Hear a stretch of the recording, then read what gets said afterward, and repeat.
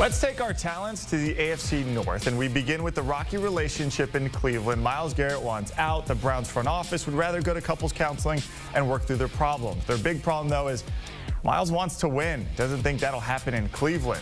But with 14 sacks this season, he brought his streak of double-digit sack seasons to 7 straight. That sits third behind Reggie White and John Randall all time. Again, that is an active streak.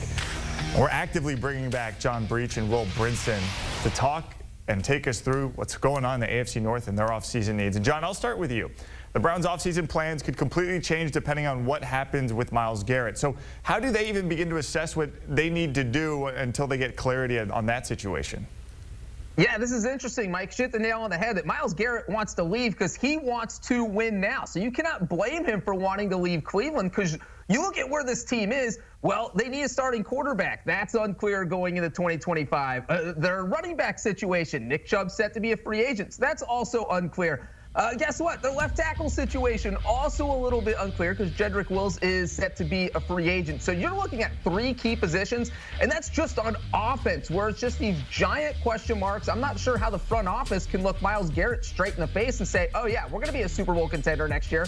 Well, you know what would take them a step closer to being a Super Bowl contender is trading Myles Garrett, because you're going to get a huge return for a player of that caliber, and that's how you start to rebuild your roster. So I do think that even though the front office has been adamant that they don't want to trade Myles Garrett, this feels like the best move for Cleveland. That allows you to start your rebuild right away. You can fill in those other holes during the free agency, during the draft, and plus you'll have a little bit more money to play with on the salary cap once you trade away Myles Garrett. So I do think that probably makes the most sense for Cleveland right now.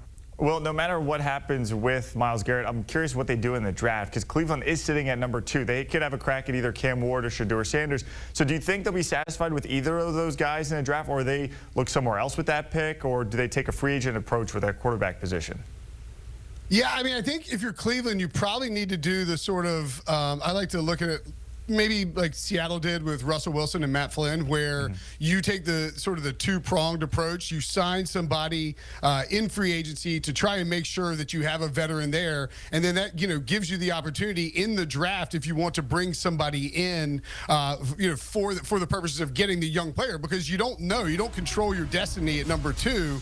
You have these guys, and look, by the way, I wouldn't rule out Jackson Dart either at 2. Jackson Dart is a guy that's going to be very well thought of when we get to the draft. I think he'll move up higher than most people. I think some folks would even say he might be the best quarterback in the class. I know that's surprising, but nevertheless, if you're Cleveland, I think you want to have a veteran there. You've seen that veterans can work in that Kevin Stefanski system, and at the same time, you want to have the opportunity to bring somebody in, but not have to force them out on the field. We've seen that jersey with the list of Cleveland quarterbacks. It keeps growing and growing and growing, even when they hit on like a guy who was decent in Baker Mayfield.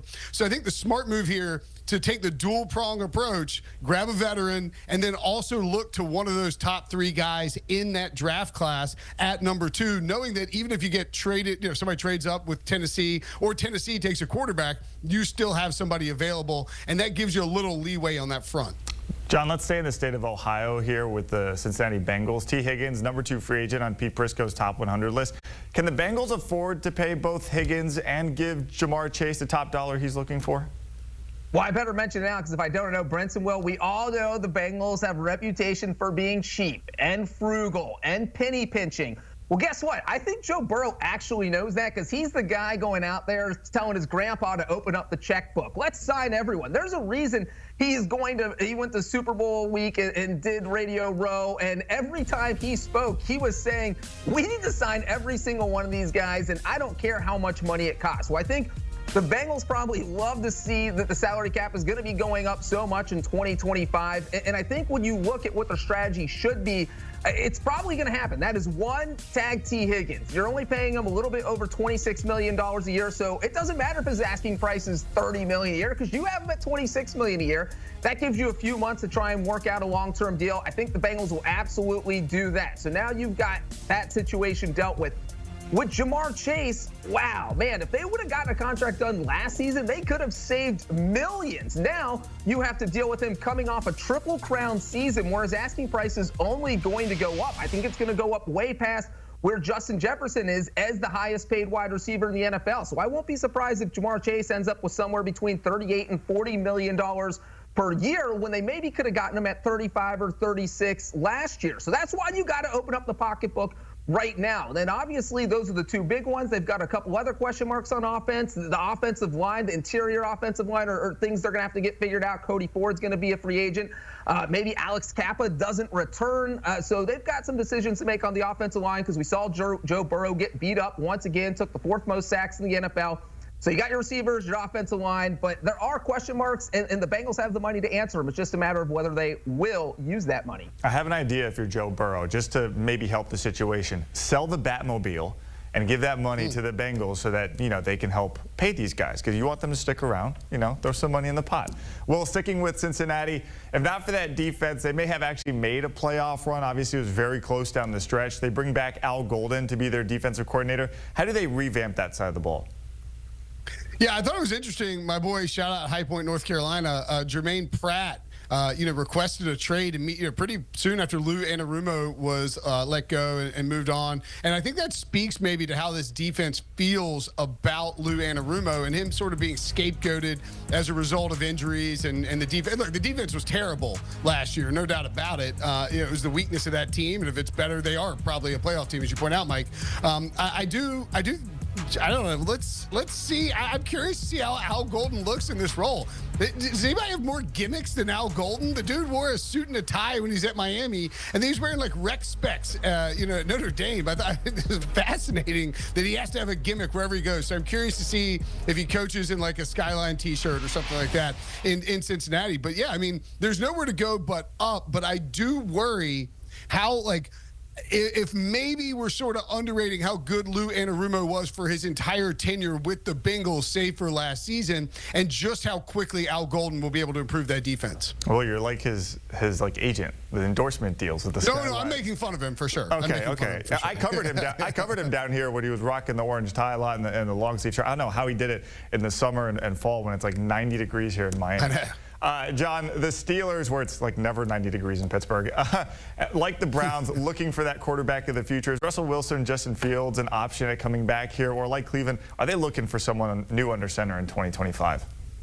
Yeah, it's interesting because this is going to be the 4th year since Ben Roethlisberger retired. And the Steelers could be staring at having their 4th straight different Week 1 quarterback. I mean, did everybody remember Mitchell Trubisky was their Week 1 starter in 2022? And so, look, when you're in a division with Lamar Jackson, with Joe Burrow, the quarterback decision is absolutely one you have to get right. And the Steelers just haven't been able to do that. So you look at Russell Wilson, you look at Justin Fields. Those are the two obvious candidates. I won't be surprised if one of those come back to Pittsburgh. But then you also have a few wild cards out there. Maybe Kirk Cousins when he gets cut by the Falcons, Aaron Rodgers, if Mike Tomlin, because he clearly likes having a veteran presence under center, which is why I think he was so adamant about sticking with Russell Wilson. But it isn't just the quarterback position that Steelers have to worry about. They still need some wide receiver depth behind George Pickens. They're letting Najee Harris hit free agency, so now you've got to find someone to pair with Jaylen Warren at running back, and then even there could be a couple holes on the offensive line. So quarterback is the gigantic question mark in Pittsburgh, but this team has question marks all over the offensive roster, so they've got a lot of work to do this offseason. Well, let's go to Baltimore, where there's no question about who will be under center for the next decade there. Offensive tackle, though, Ronnie Stanley is the number 5 free agent on Prisco's board. At 31, does Baltimore bring him back, or do they need to start looking elsewhere?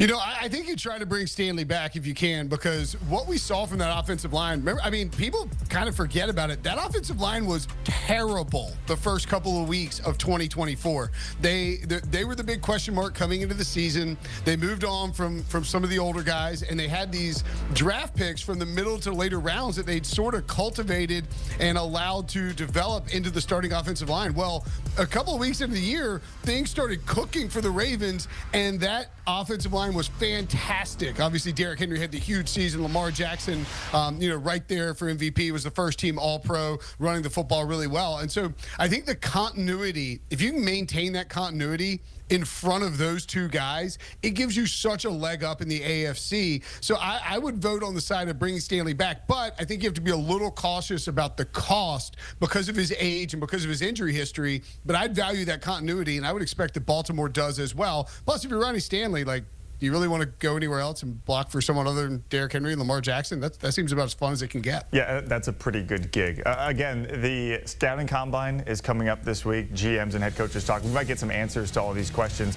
pretty soon, next couple of days. But remember, keep it locked to CBS Sports HQ for all the NFL news and analysis throughout the offseason as we turn our attention to the combine, free agency, and, of course, April's draft.